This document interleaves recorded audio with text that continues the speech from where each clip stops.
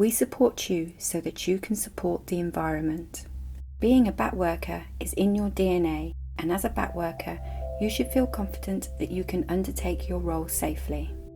As you know, bats can be found along watercourses and near water bodies, which they use for foraging and commuting across the landscape. They also utilise waterside structures, culverts and bridges for resting and roosting.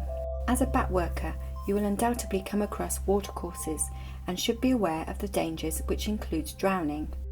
Other hazards include encountering water contaminated with chemicals and biological agents, impact or contact with submerged objects, insect bites, exposure to extreme temperatures, strong currents, deep water, ledges and recesses, and slips, trips and falls.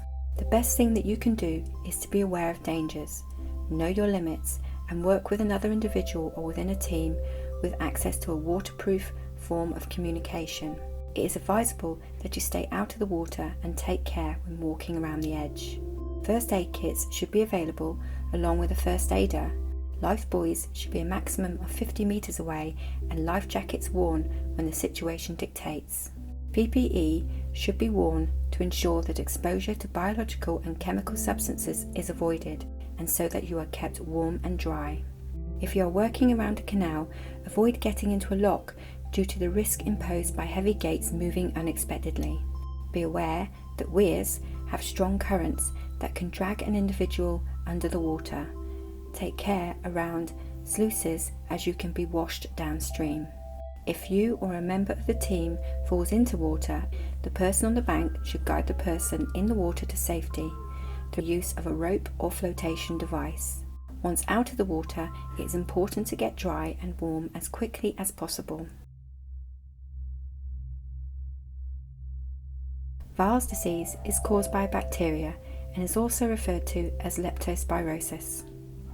Be aware of this if you work around soil or water. This bacteria can infect you through contact with your mouth, eyes or a cut, or if you come into contact with infected animal fluids or flesh. Symptoms often include a high temperature, a hot or shivery feeling of being sick, muscle and joint aches, red eyes and a loss of appetite. This disease can affect major organs, and you should seek urgent advice if you have jaundice, swollen ankles, feet or hands, chest pain and shortness of breath, and are coughing up blood. Tetanus is rare in the UK, however, if you become infected with the bacteria, it can release a toxin that can cause the muscles to spasm. The bacteria can infect an individual through cuts and grazes, splits in the skin, burns, animal bites and eye injuries. Symptoms include a high temperature, localized muscle pain that spreads with time, and painful muscle spasms and lockjaw. It is worth making sure that you are fully vaccinated and that you seek medical advice should you have concerns about a wound. For information on our health and safety related products, please contact us or view the range online. If you want to know more about us, follow our blog or join our flock on social media.